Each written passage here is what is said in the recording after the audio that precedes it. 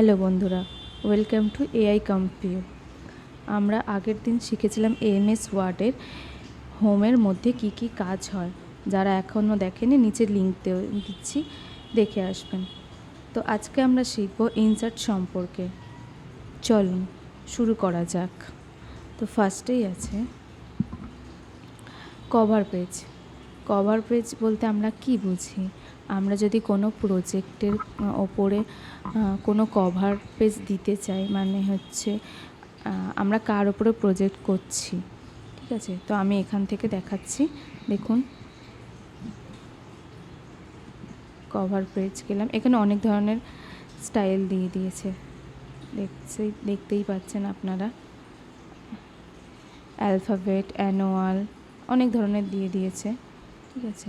আমরা যে কোনো ধরনের নিতে পারি। আমরা নিচ্ছি যে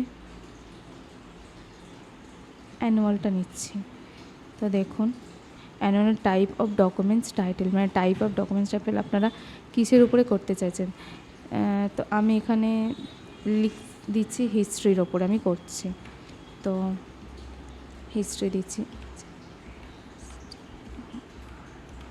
হিস্ট্রি হয়ে গেছে, হিস্ট্রির উপরে দিচ্ছি। তো আমি এটা ডেট দিতে চাইছি যে আমি এই ডেটটা করতে চাইছি। যেমন আজকের ডেট হচ্ছে 1 অক্টোবর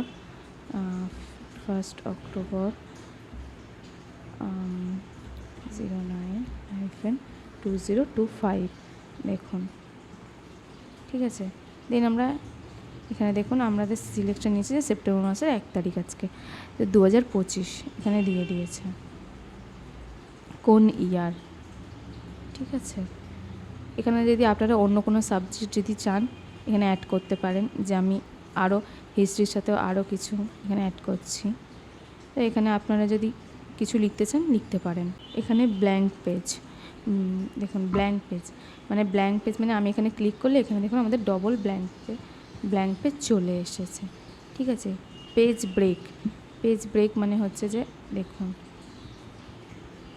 আপনারা যদি ব্রেক করে করে যদি লিখতে চান তাহলে পেজ ব্রেকটা চলে আসবে।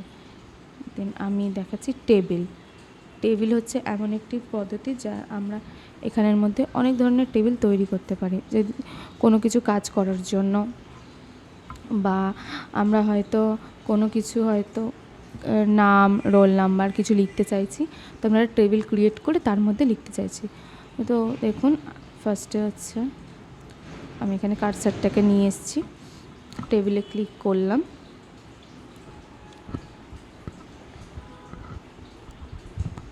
টেবিলে ক্লিক করার পরে দেখুন এখানে 1, 2, 3, 4, 5, 6টা, আমি 6টা কলাম নিলাম।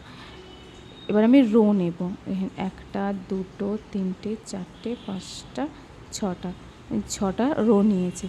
তো আমি ক্লিক করলাম, দেখুন আমাদের এখানে চলে এসেছে, ঠিক আছে? তো এটা হচ্ছে আমাদের একটা কলাম, এটা হচ্ছে আমাদের একটা কলাম, এটা হচ্ছে একটা কলাম, এখানে একটা কলাম।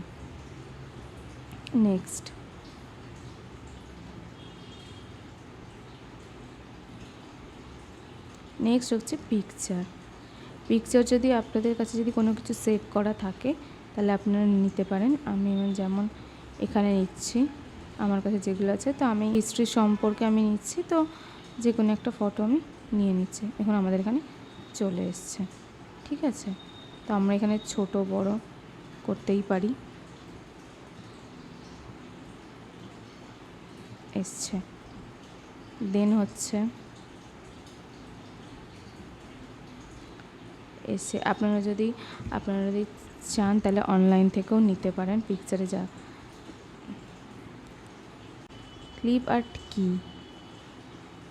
আর্ট হচ্ছে আপনারা যদি কোনো কিছু যোগ করতে চান, দেখুন আপনাদের একদম সাইডে এটা ক্লিক করার পরে সাইডে একটা দিয়ে দিয়েছে, আপনারা কিছু লিখে এখানে অ্যাড করতে পারেন। দেন হচ্ছে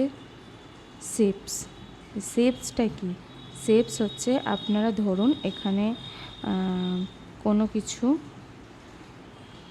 হচ্ছে আপনারা হয়তো যে কোনো স্টাইলের হয়তো লিখতে চাইছেন, বা পুরোনো প্রজেক্টের ওপরে হয়তো ফার্স্ট পেজ বা সেকেন্ড পেজ বা কোনো কিছু, যে লাস্ট পেজ হোক যাই হোক, তো ওখানে আপনারা হয়তো চাইছেন যে আপনারা কোনো ডিজাইন করবেন, তো আপনার ডিজাইনের মধ্যে সেটা লিখতে চাইছেন।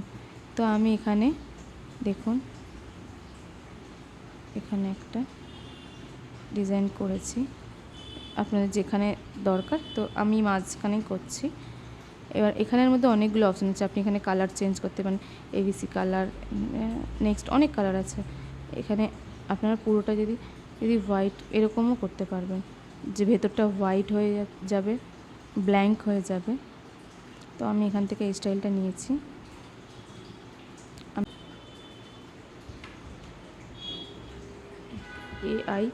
এআই কাম্পো, ঠিক আছে। দেখুন এখানে চাইলে নেক্সট আসছে স্মার্ট আর্ট। মানে আমরা হয়তো কোনো প্রজেক্ট করছি, ঠিক আছে, প্রজেক্ট বা যে কোনো কিছু জিনিস করছি, তো তার মধ্যে হচ্ছে আমরা চাইছি যে বিজ্ঞান জাতীয় কিছু, বা আমরা চাইছি যে তার কিছু জিনিস প্রজেক্টের মতন তৈরি করতে, মানে মাঝখানে আমরা হয়তো কোনো ফটো দিয়ে বোঝাতে চাইছি। দেখুন অনেকগুলো এখানে অপশান আছে, অল, লিস্ট, প্রসেস, সার্কেল, বিভিন্ন ধরনের। তো অনেকে আছে, যেমন অনেকে লেখে যে এক একটা ভাগের এক একটা ভাগ আছে, হিস্ট্রি আছে, অনেক কিছু ভাগ আছে। তো আমরা মুঘল সাম্রাজ্যের, তারপরে হচ্ছে নানান ধরনের, বা আমরা লিখতে পারি রামমোহন সম্পর্কে। তো